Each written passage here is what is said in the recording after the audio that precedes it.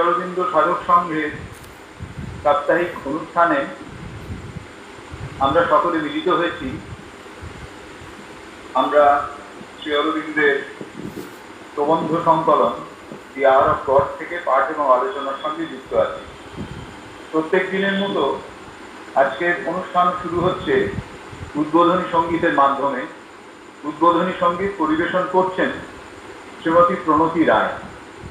আমি শ্রদ্ধা প্রণতিদিকে অনুরোধ করছি উদ্বোধনী সঙ্গীত পরিবেশনের জন্য। প্রণতিদি কি এন্ট্রি নিতে পেরেছেন? আমি বরং এক কাজ করি, আমাদের আলোচনাটা শুরু হয়ে যাক। যদি প্রণতিদি এন্ট্রি নিতে পারেন, আমরা শেষ করব ওর একটি গানের মাধ্যমে। ঠিক আছে, আমি তাহলে শুরু করছি। আমরা আওয়ার অফ গডের যে প্রবন্ধটি আজকে পড়ব, এটি হচ্ছে দি এন্টায়ার পারপাস অফ যোগ। যোগ সাধনার পূর্ণ উদ্দেশ্য, সামগ্রিকভাবে যোগ সাধনা যে উদ্দেশ্যের জন্য আমরা করবো, যে উদ্দেশ্যকে সামনে রেখে আমরা করবো, সেইটি সম্পর্কে শ্রী অরবিন্দ এই প্রবন্ধে বলছেন। এই যে এন্টায়ার পারপাস অফ যোগ অন্যান্য যোগ বিষয়ক সমস্ত প্রবন্ধগুলির মতোই এটিও বিশেষ উল্লেখযোগ্য, এবং এই এন্টায়ার পারপাস অফ যোগ এবং তার পরের যে প্রবন্ধ পরব্রহ্ম মুক্তি অ্যান্ড হিউম্যান থট সিস্টেম, এই দুটি 1913 সালে রচিত হয়েছিল। যখন যে পাণ্ডুলিপিটি পাওয়া গেছে তাতে তাদের হেডিং দেওয়া ছিল 1 আর 2, রোমান 1 আর রোমান 2, এই দুটি নাম্বার দিয়ে। এবং তৃতীয় এবং যে কোনো শীর্ষক না দেওয়া একটি প্রবন্ধ, সেইটি বর্তমান যে এডিশন তার থেকে বাদ দেওয়া হয়েছে।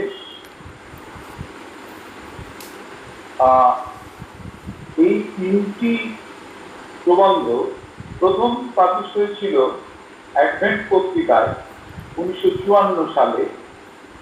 তাদের টাইটেল ছিল পূর্ণযোগ। তো আমরা এখন দি এন্টায়ার পারপাস অফ যোগ এই প্রবন্ধটি পাঠ এবং আলোচনার মধ্যে প্রবেশ করছি। প্রথমে শ্রী অরবিন্দ বলছেন যে যোগ সাধনার ভেতর দিয়ে আমরা আমাদের কি কি উত্তরণ ঘটতে পারে, কোন কোন দিক থেকে আমাদের মধ্যে উত্তরণ ঘটতে পারে যোগ সাধনার মধ্যে দিয়ে। তার প্রথমেই তিনি বলছেন যে মিথ্যা থেকে সত্যে উত্তরণ ঘটে, from falsehood to truth। দ্বিতীয় বলছেন from weakness into force, অর্থাৎ বলহীনতা থেকে বলবত্তায় উত্তরণ ঘটতে পারে। তৃতীয় বলছেন pain and bliss into bliss, দুঃখ কষ্ট থেকে আনন্দে উত্তরণ ঘটে আমাদের। চতুর্থ বলছেন বন্ডেজ ইন্টু ফ্রিডম, অর্থাৎ বন্ধন থেকে মুক্তিতে। পঞ্চম out of death into immortality, মৃত্যু থেকে অমরত্বে। ষষ্ঠ out of darkness into light, অন্ধকার থেকে আলোকে। সপ্তম out of confusion into purity, অর্থাৎ দ্বন্দ্ব থেকে নির্দ্বন্দ্ব শুদ্ধতায়। অষ্টম out of imperfection into perfection, অর্থাৎ অসংশুদ্ধি থেকে সংশুদ্ধিতে। নবম out of self division into unity, আত্মবিভাজন থেকে ঐক্যে, এবং সব শেষে 10 নম্বর out of maya into God. খুব পরিষ্কার বলছেন Shri Aurobindo, by yoga we can drive. যোগের সাহায্যে আমাদের ভেতরে এই উত্তরণগুলো ঘটে। তো এই যে 10 রকম ভাবে বা 10টা দিক থেকে আমাদের যে উত্তরণ, এইগুলোকে আমরা যদি সামগ্রিকভাবে দেখি, তাহলে আমরা দেখব যে একেবারে পার্থিব, সীমায়িত এবং মানুষই আমাদের যে একটা বলা যেতে পারে একটা প্রাচীর বেষ্টিত হয়ে আমরা রয়েছি, সেই প্রাচীরের এই 10টি দিক জানি। অর্থাৎ যে সীমা আমাদের চারিদিকে তৈরি হয়ে আছে, এই 10টি যেন তার প্রকার বা প্রকৃতি, 10 রকম প্রকৃতির সীমা আমাদের চারিদিকে রয়েছে। যতক্ষণ পর্যন্ত না আমরা যুক্ত হচ্ছি, যোগ অর্থাৎ এই সীমাগুলো বা এই সমস্ত রকমের সীমা আমাদের জাত থেকে আলাদা করে রেখেছে, তার সঙ্গে যতক্ষণ না আমরা যুক্ত হচ্ছি, ততক্ষণ আমাদের উত্তরণ ঘটবে না। অর্থাৎ জাত থেকে এই সীমার দ্বারা আমরা বিচ্ছিন্ন, তার সঙ্গে মিলনের মাধ্যমে আমাদের উত্তরণ বা বিস্তৃতি ঘটবে না।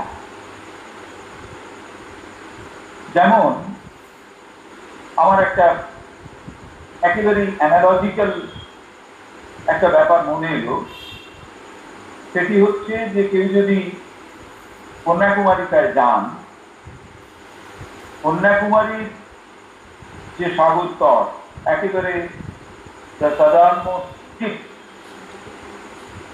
সেইখানে যদি কেউ পৌঁছন, দেখা যাবে সেখানে যেহেতু সমুদ্র বেশ অশান্ত এবং সেখানে দাঁড়ালে 3টি সমুদ্রের মিলন যে ঘটছে সেটি বোঝা যায়। সেই অশান্ত সমুদ্রে চান করবার জন্যে পাথরের বোল্ডার দিয়ে খানিকটা জায়গাকে আলাদা করা আছে। যে জায়গাটিকে পাথরের বোল্ডার দিয়ে চান করবার জন্য আলাদা করা রয়েছে, সেই জায়গার যে জলের ভেতরকার তরঙ্গ সেটি অনেক কম এবং বাইরের দিকে অসম্ভব জোরালো ভাবে তরঙ্গায়িত। তো just to facilitate safe breathing, ওইখানটায় যেন ওরকম একটা আলাদা করা আছে। আমরা যদি ওই সীমাটিকে পার্থিবতা বা আমাদের ক্ষুদ্র অস্তিত্ববোধের সীমা বলে দেখি, তাহলে তার এই 10টি হচ্ছে দিক, যেন 10 রকম ভাবে 10 দিক দিয়ে আমাদের ঘেরা আছে। এবং যখন এগুলো আস্তে আস্তে চলে যাবে কি করে না, যখন একজনের ভেতরে ওই উন্মুক্ত প্রসারিত অসম্ভব তরঙ্গায়িত যে মহাসাগর, সেইখানে যাবার একটা আন্তঃপ্রেরণা জাগবে এবং সেই আন্তঃপ্রেরণা অনুসারে কাজ করবার জন্যে যে নির্দিষ্ট পদ্ধতি আছে, সেই পদ্ধতিগত প্রকরণের অভ্যাস তার সঙ্গে যিনি যুক্ত হবেন, তিনি কিন্তু এই 10 রকমের বোল্ডারের বাধাকে অতিক্রম করে উন্মুক্ত বিচিত্র উন্মুক্ত প্রসারিত মহাসাগরের মাঝখানে চলে যেতে পারবেন। তো যে পদ্ধতিতে বাইরের সমুদ্রের সঙ্গে আমার ভেতরের একটা যোগাযোগ তৈরি হলো বা ওই নিরাপদ স্নান ক্ষেত্রের একটা যোগাযোগের পথে আমি গেলুম, সেইটি যেন যোগ সাধনা। এইরকম ভাবে আমরা বিষয়টিকে বুঝতে পারি। মিথ্যা, বলহীনতা, দুঃখ, কষ্ট, বন্ধন, মৃত্যু, অহংকার, দ্বন্দ্ব, অসংশুদ্ধি, আত্মবিভাজন এবং মায়া, এইগুলো যেন হচ্ছে আমাদের বন্ধন, সীমাবদ্ধতা। যখন আমরা বাইরে অসীম, অবাধ, একেবারে অনন্ত প্রসারিত সত্তাকে অনুভব করব এবং যখন তার সঙ্গে মিলিত হওয়ার জন্যে প্রয়োজনীয় সাধন পদ্ধতিকে অনুসরণ করব, তখন আমরা সত্য, বলবত্তা, আনন্দ, মুক্তি, অমরত্ব, আলো, শুদ্ধতা, সংশুদ্ধি, আত্মসংশ্লেষণ এবং ভগবান, এতে গিয়ে পৌঁছে। এরপরে শ্রী অরবিন্দ খুব জরুরি একটা কথা বলছেন, এর বাইরে যোগের যা কিছু ব্যবহার হয় তা কোনো সুনির্দিষ্ট উদ্দেশ্যের জন্য অথবা তার মধ্যে দিয়ে কোনো একটা খণ্ড বা খণ্ডিত সুযোগ আমরা পেতে পারি। বললেন special and fragmentary advantage, not always worth pursuing. সবসময় এটি অনুসরণ করার খুব একটা গুরুত্ব থাকে না। অর্থাৎ যারা সত্যিকারের যোগ সাধনায় যুক্ত হতে চাইছেন বা যোগের এন্টায়ার পারপাস, সম্পূর্ণ উদ্দেশ্যের সঙ্গে যুক্ত হতে চাইছেন, তাদের এই 10 রকমের উত্তরণ বিশেষ প্রয়োজনীয়। Only that the aims at possessing the fullness of God is Purna Yoga. The sadhak of the divine perfection is Purna Yogi. এত চমৎকার সংজ্ঞা পূর্ণ যোগের আর হয় না। যে বিশেষ পদ্ধতির লক্ষ্য হচ্ছে ভগবানকে তার পূর্ণতায় অধিগত হওয়া, অধিকার করা, তাই হচ্ছে পূর্ণ যোগ।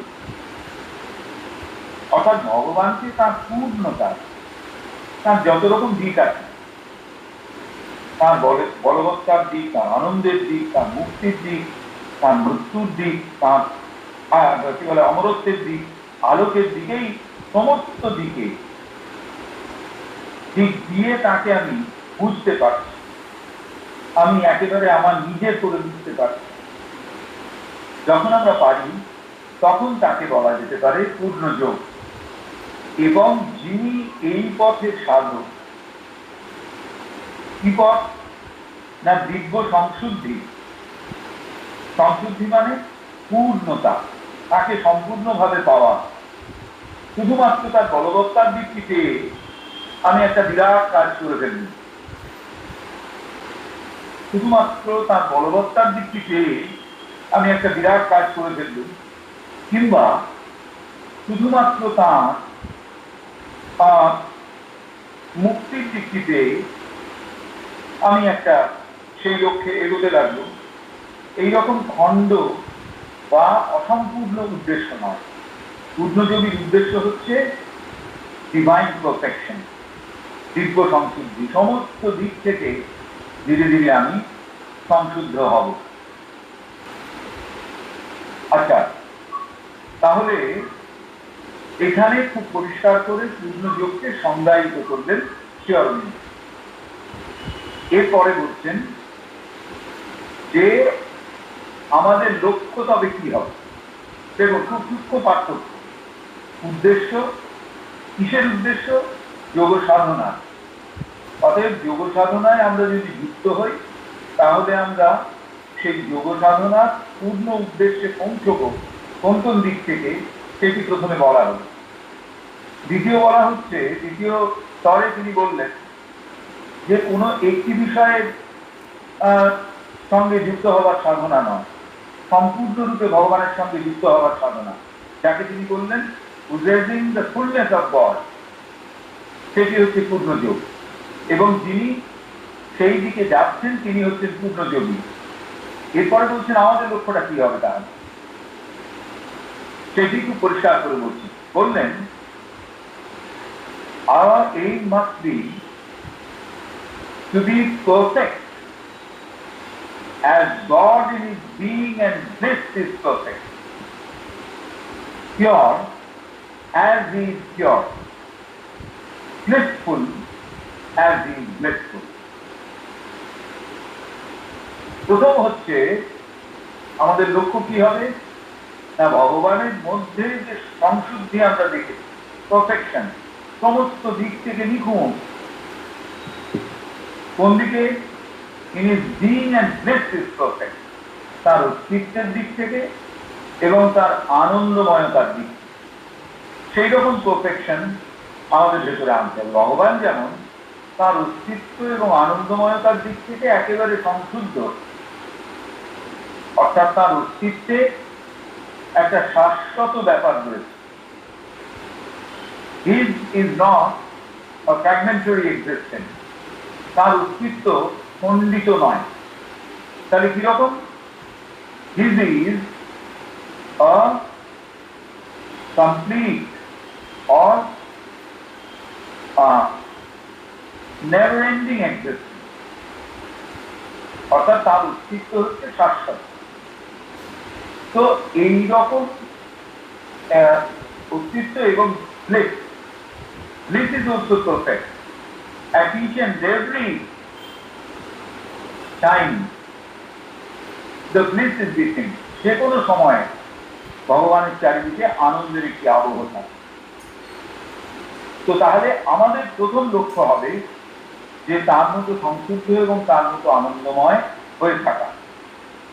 দ্বিতীয় লক্ষ্য হবে তার মতো শুদ্ধতার মধ্যে আসা, পবিত্র থাকা তার মধ্যে। এবং তৃতীয় লক্ষ্য হবে আনন্দময় হয়ে থাকা। তারপর বলছেন and when we are ourselves siddha in the Purna Yoga to bring all mankind to the same divine perfection, এটি পরের কথা।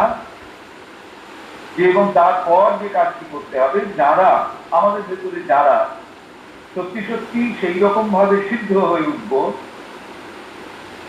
সমগ্র মানব জাতিকে সেই দিব্য সংশুদ্ধির ভেতরে নিয়ে আসতে হবে।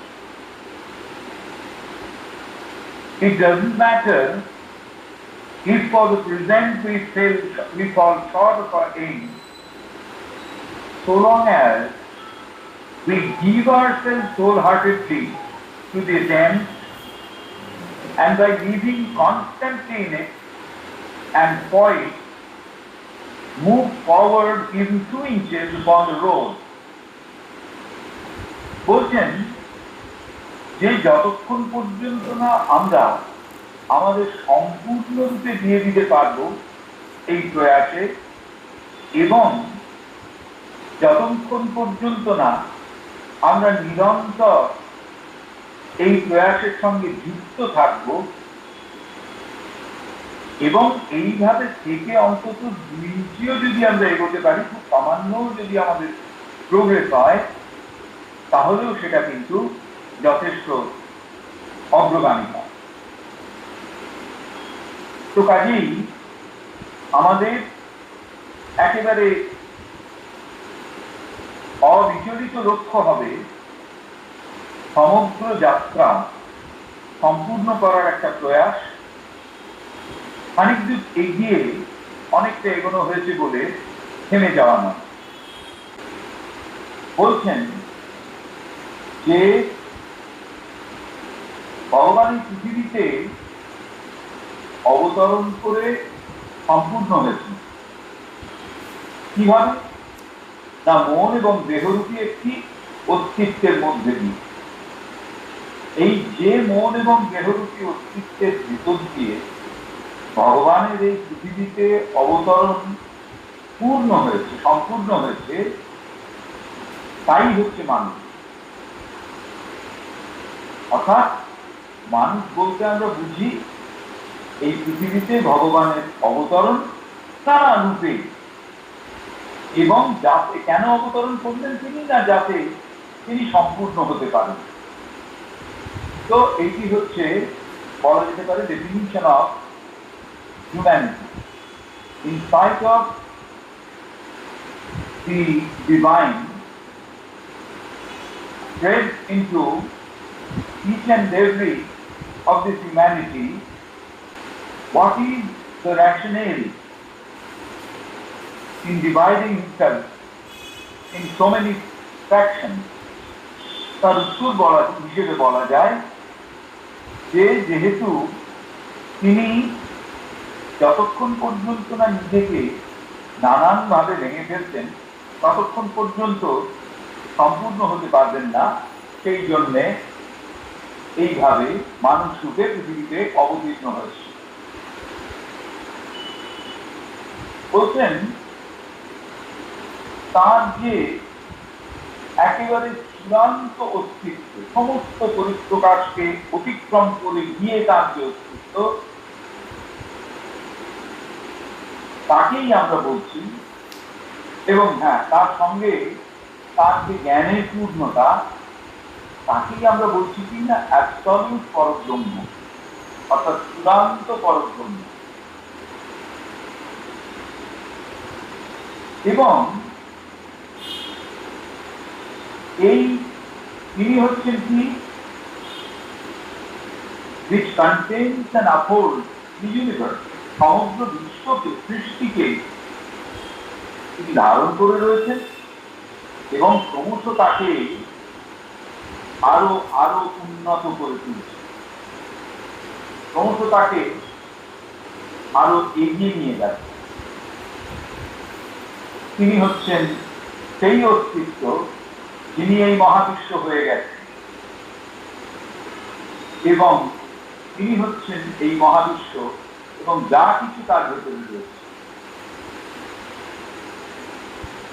তারপর শ্রী অরবিন্দ বলছেন যে ব্রহ্ম যিনি এই সমস্ত সৃষ্টিকে অতিক্রম করে রয়েছেন, তিনি কি রকম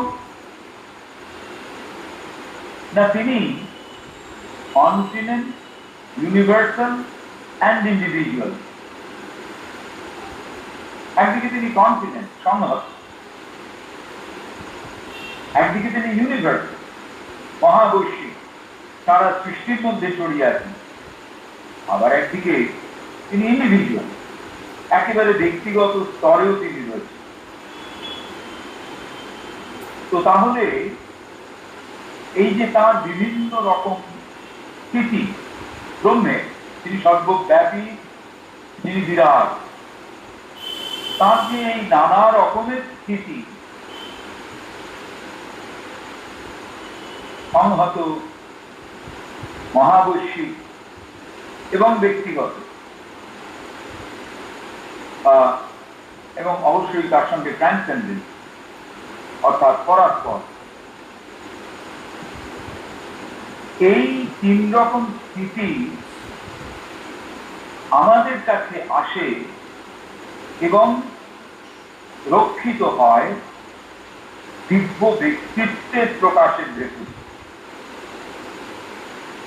দিব্য ব্যক্তিত্ব হিসেবে তার যে প্রকাশ, তার মধ্যে দিয়ে আমরা তার এই স্থিতিগুলোকে দেখতে পাই, তিনি যেভাবে যেভাবে আছেন।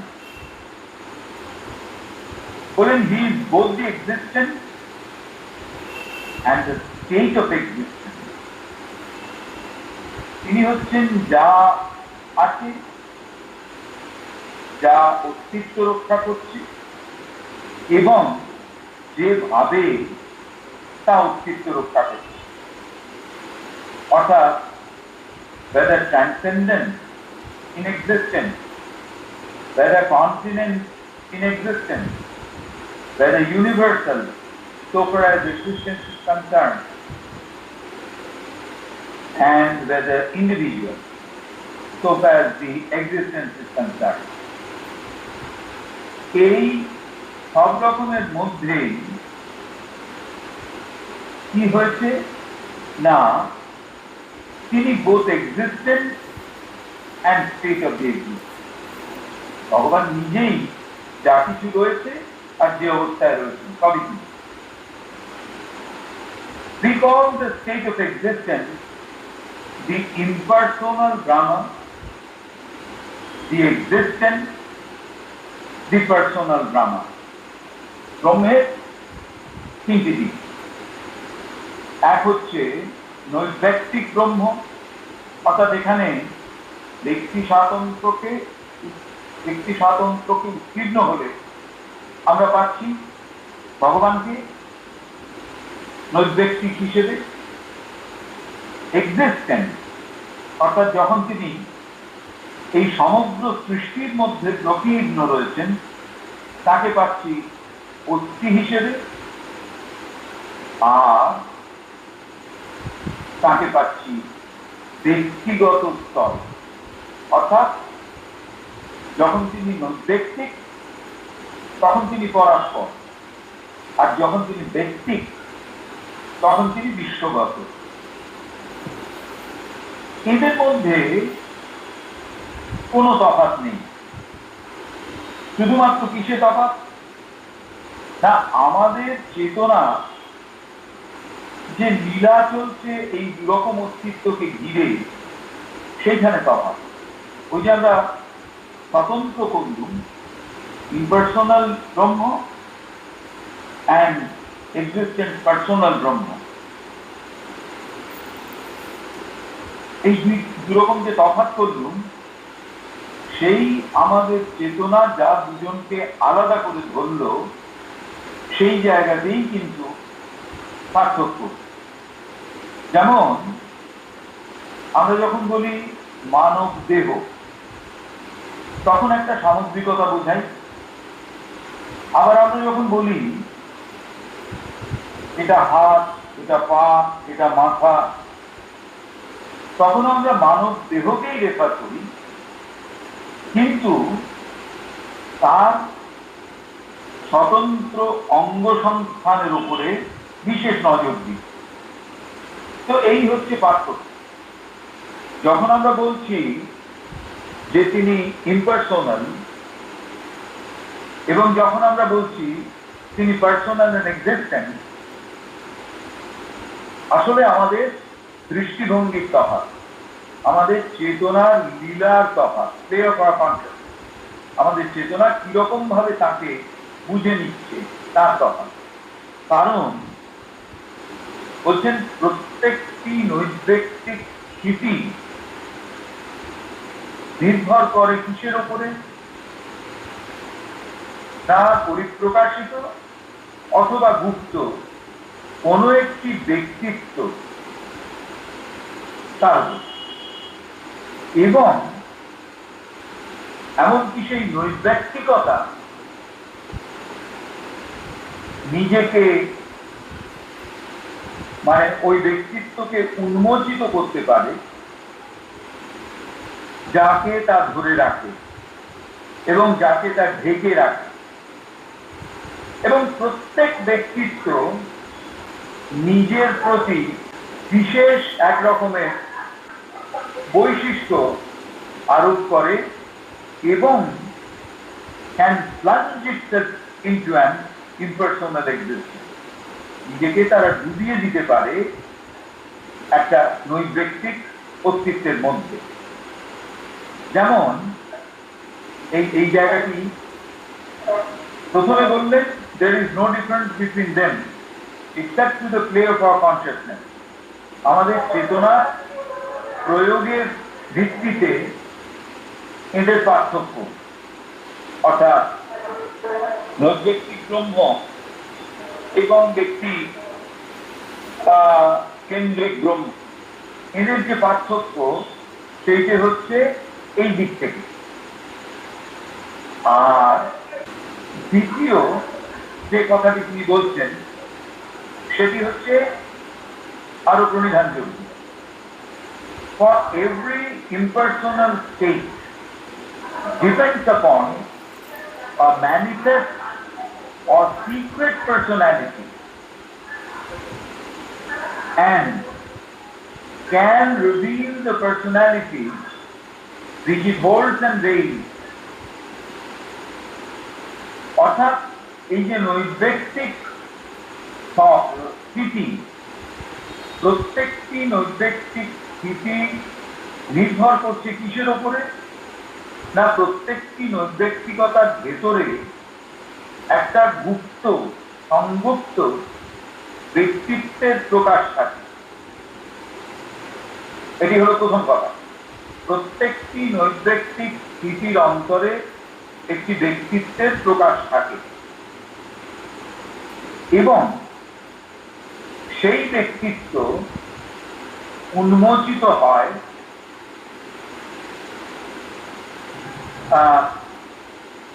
সেই ব্যক্তিত্ব উন্মোচিত হয় কিভাবে? না, অ্যাটাচেস টু ইটসেলফ, মানে যে ব্যক্তিত্বের ভূমিকা নৈর্ব্যক্তিকতার মধ্যে রয়েছে তা ধীরে ধীরে উন্মোচিত হয় এবং সেই ব্যক্তিত্বই কিন্তু নিজেকে ডুবিয়ে দিতে পারে নৈর্ব্যক্তিক অস্তিত্বের মধ্যে। একটা উদাহরণ নেওয়া যায়।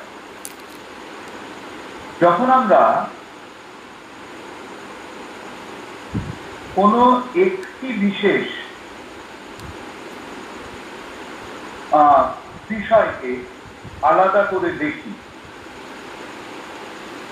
যেমন মনে করা যাক আমরা যখন একেবারে মাটির কাছাকাছি আছি, তখন আমরা মনে করা যাক কোনো একটা ঘন জঙ্গলের ঠিক ওপরে আমরা রয়েছি হেলিকপ্টারে। তখন কি হয় না, একেবারে খুব কাছাকাছি থাকলে সেই জঙ্গলের প্রত্যেকটি গাছকে আমরা আলাদা করে চিনতে পারি, সেই প্রত্যেকটি গাছকে আলাদা করে চিনতে পারি। এটি যেন একটা সুনির্দিষ্ট ব্যক্তিত্বের প্রকাশ। এবারে যত আমরা ওপরে উঠি, তারপর বলছেন এবং এই ব্যক্তিত্ব পরিপ্রকাশিত হতে পারে এবং নিজেকে আবৃত করে রাখতে পারে। এবারে আমরা যদি ওই স্তর থেকে অনেকটা উপরে উঠে যাই, তখন আমরা আর নির্দিষ্ট গাছটিকে আলাদা করে চিনতে পারি না। একটি বৃহৎ বিস্তৃত বনভূমি আমাদের চোখের সামনে আসে। তো যেন তার মানে কি সেখানে প্রত্যেকটি গাছ আলাদা আলাদা করে আর নেই? নিশ্চয়ই আছে, কিন্তু তারা তাদের পরিচিতিকে বা স্থিতিকে যেন একটা বিস্তৃতির মধ্যে ডুবিয়ে দিয়েছে।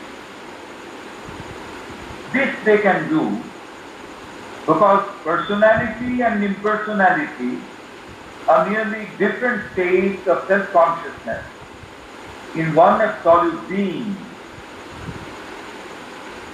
আরেকটি উদাহরণ দেওয়া যায়। আমার এক সহকর্মী তিনি বলেছিলেন যে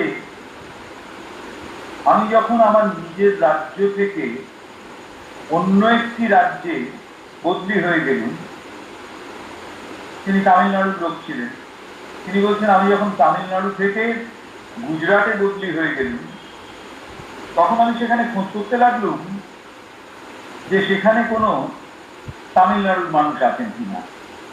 আমি আস্তে আস্তে তাদের সঙ্গে যোগাযোগ, তাদের কাছাকাছি থাকা, এইভাবে একটা জায়গায় আসতে চেষ্টা করল। আবার সেখান থেকে আমাকে বদলি করে দেওয়া হলো বিদেশের কোনো একটি, মানে বাইরে, ভারতের বাইরের কোনো একটি দেশে। সেখানে গিয়ে আমার খোঁজ করবার প্রথম বিষয়টি দাঁড়ালো সেখানে ভারতীয় কেউ আছেন কিনা। ঘটনাচক্রে যার কথা বলছি তিনি সাইপ্রাসে ট্রান্সফার হয়েছিলেন। তা বলছেন সেখানে গিয়ে আমার প্রথম খোঁজ দাঁড়ালো যে কোনো ভারতীয় আছেন কিনা। তো এই যে পার্সোনালিটি ক্রমশ যেন গেটিং প্লাঞ্জড ইনটু ইম্পার্সোনালিটি। কল্পনায় যদি আমি ধরি যে তিনি এই পৃথিবীর বাইরের কোন ইনহ্যাবিটেড প্ল্যানেটে গেছেন, তাহলে সেখানে তার মূল লক্ষ্য দাঁড়াবে যে কোন মানুষ আছে কিনা, তাদের কাছাকাছি থাকবে। হয়তো that planet is inhabited by different types of living beings, সেখানে সেই রকম। অর্থাৎ এই দিক থেকে ভাবলে বোঝা যায় যে they can do because personality and impersonality are merely different states of self-consciousness in our solid being. আমাদের ভেতরে সেই পরম চূড়ান্ত অস্তিত্ব রয়েছেন, তাকে আত্মসচেতনতার কোন স্তরে আমি দেখছি তার উপরে নির্ভর করছে আমি পার্সোনাল নাকি আমার ভেতরে পার্সোনালিটি আছে না ইম্পার্সোনালিটি আছে। এরপরে শ্রীঅরবিন্দ বলছেন philosophies and religion dispute about the priority of different aspects of God and different yogis, rishis and saints have preferred this or that philosophy or religion. বলছেন দর্শন এবং ধর্ম, নানান রকম দর্শন এবং বিচিত্র রকম ধর্ম, এরা নিরন্তর নিজেদের ভেতরে বিবাদে লিপ্ত থাকে। কেন? মূল জায়গাটা কোথায়?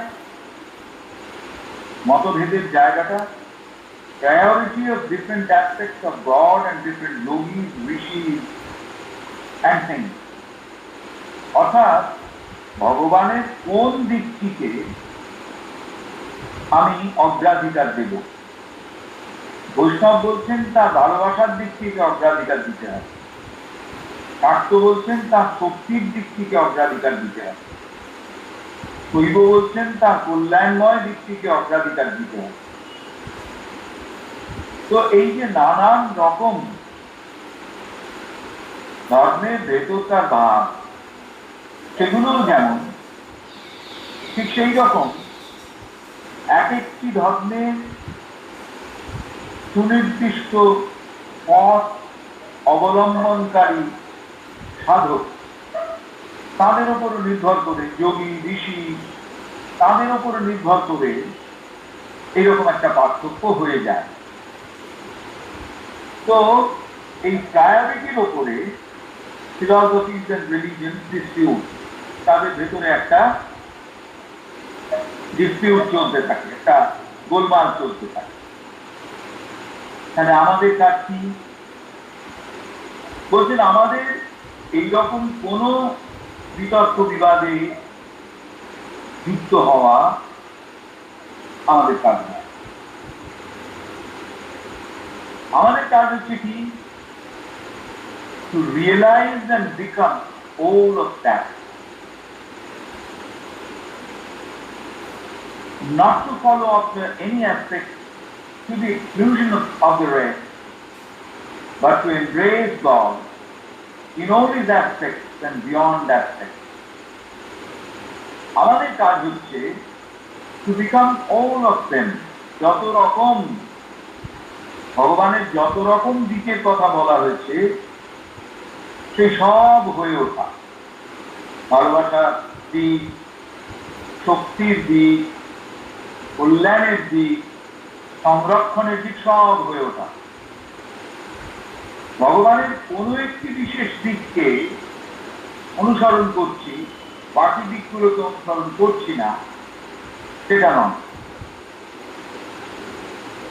আর সমস্ত দিককে এবং এমনকি এই সমস্ত দিকের উত্তরণেও যে তার স্থিতি, সেই সব কিছুকে আলিঙ্গন করা, জড়িয়ে ধরা, সব কিছুকে আত্মীকৃত করা, এইটি হচ্ছে বলছেন আর বিজনেস। আমাদের কথা হচ্ছে এইটি। বলছেন God descending into world in various forms has consummated on this earth the mental and bodily form which we call humanity. যেটা আমরা একটু আগে বলছি, ভগবান নানা রূপে এই পৃথিবীতে অবতরণ করে সম্পূর্ণ হয়েছে। যে মন এবং দেহরূপী অস্তিত্ব, ভগবান এই পৃথিবীতে অবতরণ করে সম্পূর্ণ হলেন মন এবং দেহরূপী অস্তিত্ব, সেটিও সেই অস্তিত্বই হল মানুষ। ঠাকুর বলছেন এই যে ভগবান নিজেকে পরিপ্রকাশিত করবেন কিভাবে,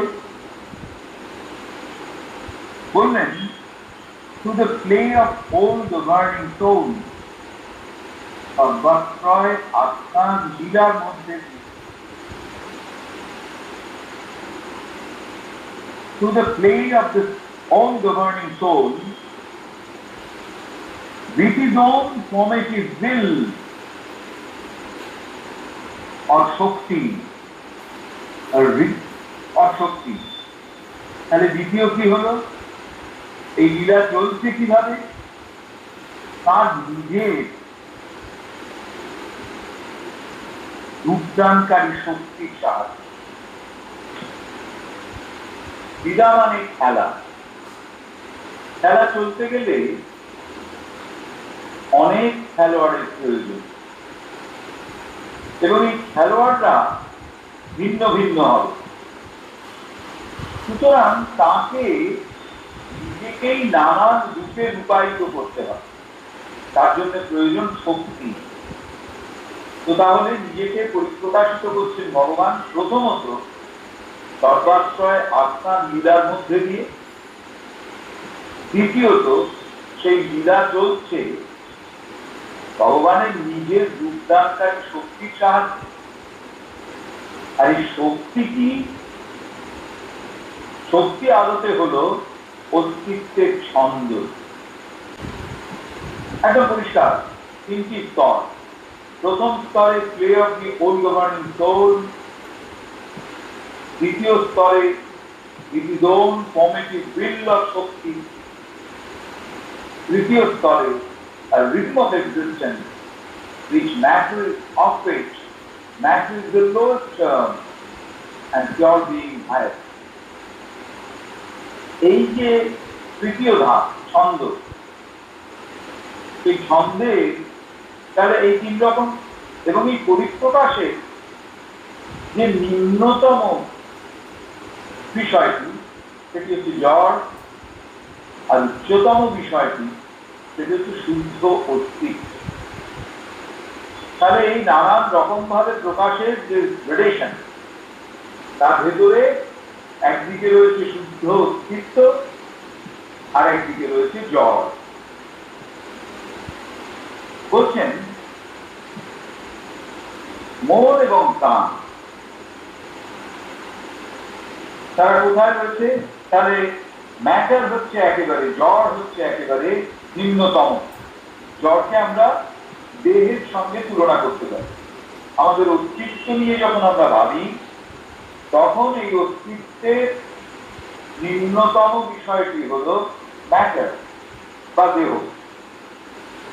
এরপরে আছে লাইফ অ্যান্ড মাইন্ড। তারা stand upon matter, এরা দুজন জড়ের ওপরে ভিত্তি করে দাঁড়িয়ে রয়েছে। মানস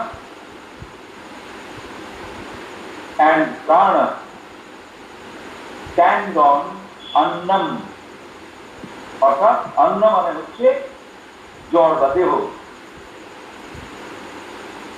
এই যে দেহ প্রাণ মন, এইটা এই তিনটে মিলে আমাদের পার্থিব অস্তিত্বের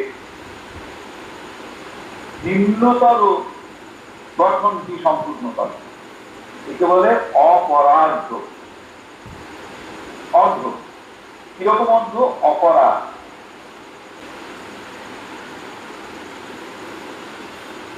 সচ্চিত আনন্দ। এরা মিলে কি তৈরি করছে? পরার্ধ, আপার হাফ। এর মাঝখানে একটা যোগসূত্র আছে, পরার্ধ এবং অপরার্ধ, এর মাঝখানে একটা যোগসূত্র আছে। সেটি কি? শ্রী অরবিন্দ সেটিকে বললেন পিওর আইডিয়া, শুদ্ধ ধারণা বা শুদ্ধ তত্ত্ব, যাকে বলা হয়েছে বিজ্ঞান। বিজ্ঞান মানে সায়েন্স নয়, বিশেষ জ্ঞান। What Vigyan does, links the lower half with the upper half. তো তাহলে কি দাঁড়ালো? একেবারে নিম্নতম সত্তা থেকে দেখলে ম্যাটার, লাইফ, মাইন্ড, আর উচ্চতম সত্তা দেখলে সেখানে কি আছে? সচ্চিত আনন্দ। আর লিঙ্ক করছে কে? লিঙ্ক করছে পিওর আইডিয়া অফ বিজ্ঞান। এই যে সাতটা তত্ত্ব দাঁড়ালো, এই সাতটা তত্ত্ব অথবা অস্তিত্বের সাতটা অত্যন্ত মূল্যবান বিষয়, এরা হলো the basis of the sensible world।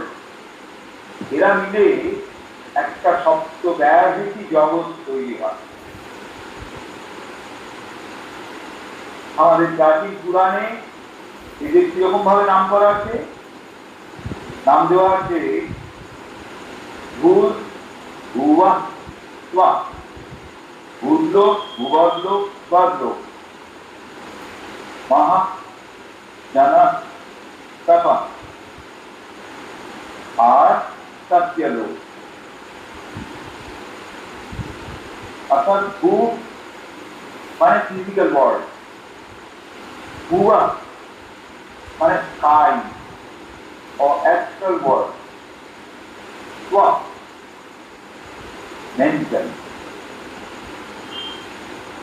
World. এবারে বলছেন মহা হচ্ছে হায়ার ওয়ার্ল্ড, জানা এটি হচ্ছে বার্ন, তাপা the world of energy, এবং সাতটা এটি হলো এভারেজ। তো তাহলে এইভাবে আমরা একটা চেতনাগত গঠন পাচ্ছি। Persons pure in their own home, they are in this foreign country subject to perverse, impure and disturbing combinations and walking. বলছেন এই যে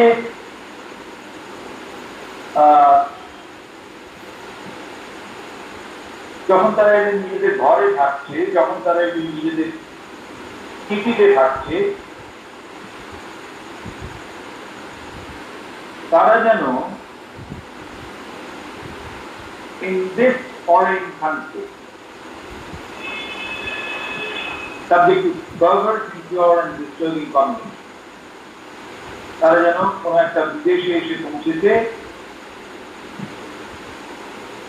যখন তারা নিজেদের ঘরে থাকছে তখন তারা পিওর, কিন্তু যখন তারা এই বিদেশে এসে পৌঁছেছে, ওই যে বলা আছে না সংসার বিদেশে, বিদেশি বিদেশে, তো এইখানে যখন তারা এসে পৌঁছেছে ফরেন কান্ট্রি, তখন তাদের পড়তে হয়েছে কিসের মধ্যে? পারভার্স, ইম্পিওর এন্ড ডিস্টার্বিং কম্বিনেশন, বিকৃতি আর অপবিত্রতা এবং বিরক্তির মধ্যে তাদের পড়তে হয়েছে। এই সমস্ত কম্বিনেশন, এই সমস্ত ওয়াকিং এর ভেতরে তাদের করতে হবে। বলছেন the ultimate object of life is to get rid of this perversity, impurity and disturbance. জীবনের লক্ষ্য হলো এই বিকৃতি, অসুস্থতা এবং বিরক্তি থেকে চলে যাওয়া, বিরক্তিকে তাড়িয়ে দেওয়া এবং তাদের যতদূর সম্ভব সুচারুভাবে পরিপ্রকাশিত করা। Putting your life on this earth is a divine poem that you are translating into earthly language or strain of music which you are rendering into words. অপূর্বই তুলনা। রবীন্দ্র বলছেন তোমার জীবন এই পৃথিবীতে হচ্ছে এক দিব্য কাব্য কবিতা, যাকে তুমি দিব্য কবিতা, ডিভাইন পোয়েম, যাকে তুমি ট্রান্সলেট করছো পার্থিব ভাষায়, পৃথিবীর ভাষায়, অথবা একটা মিউজিক সুর তোমার মধ্যে জেগেছে, যেটা তুমি কথা বসিয়ে পরিপ্রকাশিত করছো। তো আজকে আমরা আমাদের আলোচনা এই পর্যন্তই রাখছি। আর যারা সঙ্গে রয়েছেন তাদের যদি কোনো প্রশ্ন বা সংযোজন থাকে তাহলে করতে পারেন। এরপরে আমি প্রণতিদিকে অনুরোধ করবো, যদি তিনি তার পক্ষে সম্ভব হয় তাহলে একটি সঙ্গীত পরিবেশন করবেন। যদি কারোর কোনো প্রশ্ন বা সংযোজন থাকে তাহলে করতে পারেন। দাদা একটি বিষয় শুধু জিজ্ঞেস করছি, এই যে আওয়ার অফ গড যেমন একটা পার্টিকুলার এসে, তেমনি একটা সম্পূর্ণ বই, ঠিক আছে, এবং প্রথম এসের নামে দেওয়া হয়েছে। তো এই সম্পূর্ণ ব্যাপারটি কি কোনো ভাষান্তরিত রূপ আছে, কোনো স্ট্যান্ডার্ড ট্রান্সলেশন? না না না, এর একেবারে প্রথম দি আওয়ার অফ গড, শুধু আওয়ার অফ গড প্রবন্ধটি নন্দিতা ট্রান্সলেট করেছিলেন, কিন্তু প্রবন্ধ কোনো ট্রান্সলেশন নেই। আচ্ছা, হ্যাঁ, আমি সঙ্গীত পরিবেশনের জন্য ভূমি মহাদানবের কবল মুক্ত ফিরায়ে আনিলে তব মহিময় ভারত মাতার গড়ে অনুক্ত জাগালে হে দেশে ভারত চিত্ত ভাঙিয়া শক্তি পারার বন্ধ এ দেশের তরে উঠে হিললে তব চেতনা রমীয় ছন্দ ধন্য হইল এ ভারত ভূমি লুভিয়া তোমার দিব্য স্পর্শ হে অবিন্দ শ্রীঅরবিন্দ লঘু প্রণতি রসুল অদিতি সঙ্গে অবতার পরাজিলে সব সুর শক্তি এ ভারত আজে আনে তাই তব চরণাম্বুজে অমল ভক্তি অদিতি সঙ্গে অবতার পরাজিলে সব সুর শক্তি এ ভারত আজে আনে তাই তব চরণাম্বুজে অমল ভক্তি রূপান্তরিলে তপস্যা বলে মানবের পালনীয়তি চক্র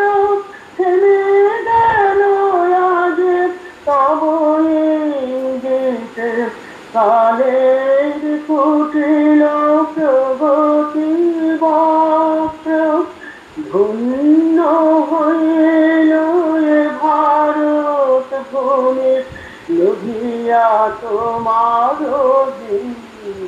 স্পর্শ অরিন্দম শ্রী অরবিন্দ লভ প্রণতি কুশল লভ প্রণতি কুশল।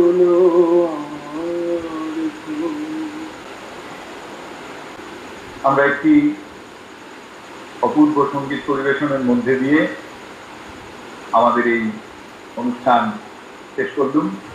সকলকে আন্তরিক কৃতজ্ঞতা এবং শ্রদ্ধা জানাচ্ছি। অনুদিদি এই গানটির লিরিক একটু বলবেন? সুবীর চৌধুরী সুবিয়ের গায়, খুব ভালো শুনলাম। গৌতমদা গৌতমদা বলছি আপনি ভুল ভুব ওইটা একবার একটু বলছেন। ভুল মানে কোনটা কোনটা কোনটা? ভুল ভুব যেটা সহা মানে ওইটা ভূ মানে পৃথিবী। হ্যাঁ, ভূ মানে পৃথিবী, ভূ মানে হচ্ছে পৃথিবী আর মানে ফিজিক্যাল ওয়ার্ল্ড। ভূবদলোক মানে হচ্ছে স্কাই মানে আকাশ, আমরা বলতে পারি অ্যাস্ট্রাল ওয়ার্ল্ড। স্বর্গ, স্বর্গ মানে হচ্ছে হেভেন, স্বর্গ আর কি। তো এই ভূর্ভুবঃ স্বঃ এইটা হচ্ছে আমাদের লোয়ার পার্ট। আর তারপরে আমাদের প্রাচীন পরম্পরায় আছে মাহা জানা সত্যা, ওই যে ওপর থেকে যদি নামি সত্যা তাপা জানা, এই তিনটি হচ্ছে ওই ঊর্ধ্বলোক। আর এর মাঝখানে কানেক্ট করছে মাহা। মাহা কি হচ্ছে ঠিক আছে, সেই এই এইরকম একটা ভাগ আমাদের প্রাচীন পরম্পরায় রয়েছে। তাকে শ্রী অরবিন্দ ওইভাবে আমাদের বললেন আর কি। আচ্ছা, ভূবরটা কি বললেন? ভূবরটা হচ্ছে স্কাই, আকাশ, অ্যাস্ট্রাল ওয়ার্ল্ড। আচ্ছা, হ্যাঁ, অ্যাস্ট্রাল ওয়ার্ল্ড বলতে পারি আর কি।